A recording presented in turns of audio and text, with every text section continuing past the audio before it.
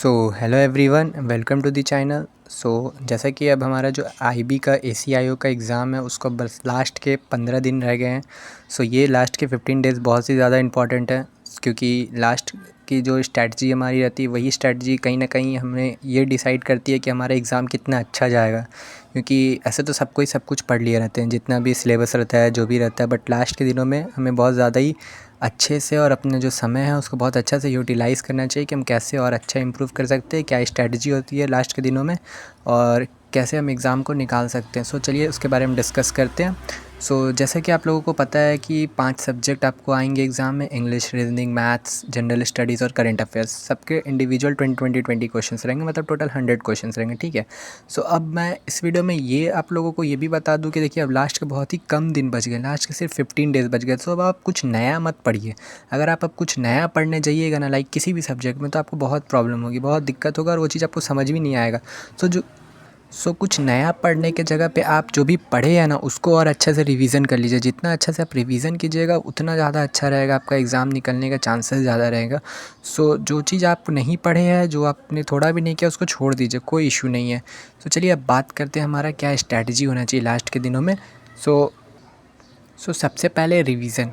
आप लास्ट के दिनों में जितना अच्छा रिवीजन करेंगे ना, जितना ज़्यादा आप रिवीजन करेंगे उतना ज़्यादा अच्छा रहेगा। आपने अब तक कहीं से भी पढ़ा हो, क्योंकि आप रिवीजन जितना अच्छा करेंगे ना उतना ज़्यादा अच्छा रहेगा। रिवीजन करने के लिए आप सबसे पहले क्या कीजिए ना, आपके जो भी नोट्स होंगे, जो आपके खुद के नोट्स होंगे, जो आपने बनाए होंगे, कुछ भी नोट्स सारे सब्जेक्ट के, उसको निकालिए और उसको पर्टिकुलरली आप डेली रिवीजन कीजिए। क्योंकि अब लास्ट के सिर्फ और सिर्फ आपके पास 15 डेज़ बच गए हैं और ये बहुत ही ज़्यादा क्रूशियल डेज़ है। क्योंकि आप जितना ज़्यादा इन दिनों में रिवीजन कर पाएंगे, जितना जितना चीज़ आप अपने माइंड में स्टोर रख पाएंगे उतना ज़्यादा अच्छा है। क्योंकि एग्ज़ाम में सिर्फ आप और आपके माइंड जाएगा और कोई साथ में नहीं जाएगा ना। इसलिए जितना ज़्यादा रिवीजन कीजिए उतना ज़्यादा आपको अच्छा रहेगा। रिवीजन पे अपना मैक्सिमम समय दीजिए, ना कि यूट्यूब पे वीडियोस देखिए वगैरह। अब यूट्यूब पे वीडियो देखने को अवॉइड कीजिए और सेल्फ स्टडी पे बहुत ज़्यादा फोकस कीजिए। रिवीजन का मतलब होता है सेल्फ स्टडी। आप जितना ज़्यादा सेल्फ स्टडी कीजिए, जितना ज़्यादा रिवीजन कीजिए, उतना ज़्यादा आपके लिए अच्छा है। ये पॉइंट आपके लिए बहुत ही ज़्यादा इंपॉर्टेंट है। नेक्स्ट है मॉक टेस्ट। मॉक टेस्ट भी गाइस, जैसे कि मैंने बोल रहा था मॉक टेस्ट बहुत ज़्यादा इंपॉर्टेंट है लास्ट के दिनों में। आप ना, जैसे आपके पास अब 15 दिन बच गए, तो आप कोशिश कीजिए कि आप हर अल्टरनेट डेज़ मॉक टेस्ट दीजिए। लाइक आज दिए, फिर कल स्किप कर दीजिए, फिर परसों दीजिए। इससे क्या होगा कि आप अपनी गलतियों को एनालाइज़ कर पाइएगा कि आपने क्या गलतियाँ की हैं फर्स्ट मॉक टेस्ट में। लाइक आपने यहाँ पे एक मॉक टेस्ट दिया, आपको फिर एक दिन का समय पूरी मिल जाएगा। आप अपनी गलतियों को एनालाइज़ कर लीजिए, उसको रिवाइज़ कर लीजिए उस पर्टिकुलर टॉपिक से जो कि आपके गलत हुए हैं। देन फिर आप नेक्स्ट मॉक टेस्ट दीजिए। इस तरीके से भी आप मॉक टेस्ट को और अच्छा दे सकते हैं और अपने स्कोर को जो और इन्हेंस कर सकते हैं। ये भी आप लोगों के लिए बहुत ज़्यादा इंपॉर्टेंट रहेगा। मॉक टेस्ट पे भी आप अपना जितना ज़्यादा समय मॉक टेस्ट पे भी दीजिएगा ना, उतना ज़्यादा आप लोगों के लिए अच्छा रहेगा। इस चीज़ पे भी ध्यान दीजिएगा। अब बात करते हैं हमारा प्रैक्टिस आप पर्टिकुलर टॉपिक का कीजिए। लाइक आपके कोई पर्टिकुलर टॉपिक या कोई चैप्टर गलत हो रहे हैं मॉक टेस्ट में, ठीक है, आप उस पर्टिकुलर टॉपिक के का प्रैक्टिस लगाइए, उसके क्वेश्चंस लगाइए। प्रीवियस ईयर क्वेश्चंस लगा सकते हैं आप, या फिर आपके पास जो भी बुक है, कोई भी रिसोर्सेस है आपके पास, आप उसके अकॉर्डिंग आप क्वेश्चंस लगा सकते हैं, जो प्रैक्टिस कर सकते हैं। वो भी आपके लिए बहुत ज़्यादा बेनिफिशियल रहेगा। अब बात करते हैं वर्क टू योर वीक के टॉपिक। आप अपना जो भी आपका वीक टॉपिक है ना, उस टॉपिक पे काम कीजिए। लाइक आपके मान लीजिए इंग्लिश में कोई वीक टॉपिक है कुछ भी, ठीक है, या मैथ्स में कुछ है, या रीजनिंग में कुछ, आप पर्टिकुलर उस पर काम कीजिए। अभी है समय 15 दिन, आप धीरे धीरे थोड़ा कर सकते हैं। और उस टॉपिक को देखिए, जो एकदम लो है उसको नहीं उठा पाइएगा, जिसमें आपने कुछ नहीं पढ़ा उसको नहीं कर पाइए, लेकिन जो आप थोड़ा तक आता है आपको, उसको आप और हाई तक लेके जा सकते हैं। आप इस पर टॉपिक कीजिए। जो टॉपिक आपको बिल्कुल नहीं आता उसको स्किप कर दीजिए, उसको सीधा सीधी छोड़ दीजिए। बट जो टॉपिक आपको थोड़ा मोड़ा आता है उसको कोशिश कीजिए और अच्छा करने का, ठीक है। अब बात करते हैं हमारा क्विज़ेस। आप लास्ट के दिनों में ना क्विज़ के फॉर्म में भी आप रिवाइज़ कर सकते हैं। मान लीजिए आपने पर्टिकुलरली, आप मान लीजिए मैथ्स का एक सपोज़ कोई चैप्टर उठाया, ठीक है, आपने मैथ्स से एक चैप्टर उठाया, आप उसके रिवीजन कर लिया, आपके नोट्स से आपने उसका रिवाइज़ कर लिया उसको, ठीक है। अब आपको प्रैक्टिस करना था, आप ना उस पर्टिकुलर चैप्टर का क्विज़ लगाइए। आप पर्टिकुलर चैप्टर का क्विज़ फॉर्मेट में उसका रिवीजन कर सकते हैं, जिसमें आपको मान लो टाइम लिमिट भी रहता है, ठीक है। जब आप क्विज़ लगाइएगा तो आपको टाइम लिमिट रहेगा, पर्टिकुलरली 15 मिनट 20 मिनट जो भी आप सेट कीजिएगा टाइम, उस टाइम लिमिट में आप उस क्विज़ का प्रैक्टिस कर सकते हैं, जो भी आपके लिए बहुत ज़्यादा बेनिफिशियल रहेगा, ठीक है।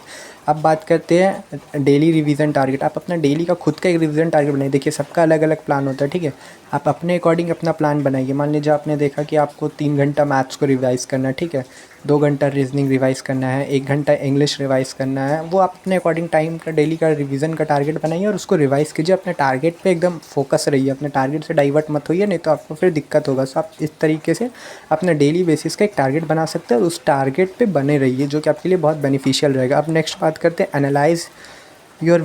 Analyse your mock test mistake. मतलब आपने मॉक टेस्ट दिया, ठीक है, मॉक टेस्ट आपने दिया, तो मॉक टेस्ट में आपने क्या मिस्टेक किया, आपको पता चल रहा हो कि अरे सपोज़ मान लीजिए इंग्लिश में ये क्वेश्चन मिस्टेक हो गया, मैथ्स में ये कॉन्सेप्ट मिस्टेक हो गया, रीजनिंग में ये कॉन्सेप्ट मिस्टेक हो गया।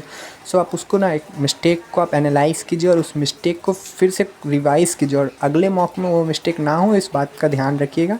सो इस तरीके से भी आप अपने जो भी तैयारी है उसको और अच्छा बूस्ट कर सकते हो, क्योंकि अब आपके पास बस लास्ट के 15 दिन बच गए हैं, जो कि ये बहुत ज़्यादा वेरी वेरी इंपॉर्टेंट दिन है। तो उसको आप जितना अच्छा यूटिलाइज़ कीजिएगा ना एग्ज़ाम के दिन, यही आपका डिसाइडिंग फैक्टर बनेगा। क्योंकि एग्ज़ाम में आपके पास 1 घंटा है, आपका सिर्फ दिमाग चलेगा उस 1 घंटा में, आपके पास और कहीं कुछ भी आइडिया आपके माइंड में नहीं आएगा। सो अभी आपको जितना गलती करना है, जितना सीखना है, जो करना है, आप सब अभी कर लीजिए। सो ये बहुत ही ज़्यादा बेनिफिशियल रहेगा। एंड हाँ, कुछ लोगों का ये भी कहना होगा कि लास्ट के दिनों में आप क्या पढ़े, कैसे पढ़े, नया क्या पढ़े, कहाँ से पढ़े वगैरह।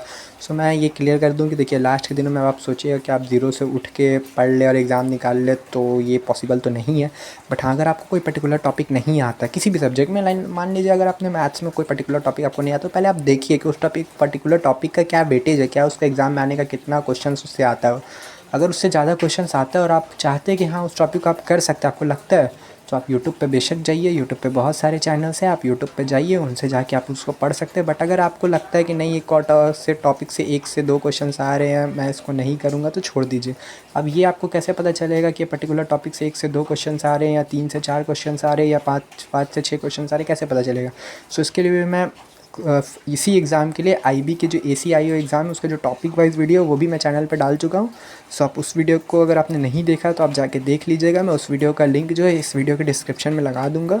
सो वो भी आपको हेल्पफुल रहेगा। सो होप्स आपको ये वीडियो पसंद आया होगा। सो ऐसे ही मैं और वीडियोज़ चैनल पर आता रहूँगा। So subscribe the channel for more videos के लिए, and all the best for your upcoming examination. Thank you so much.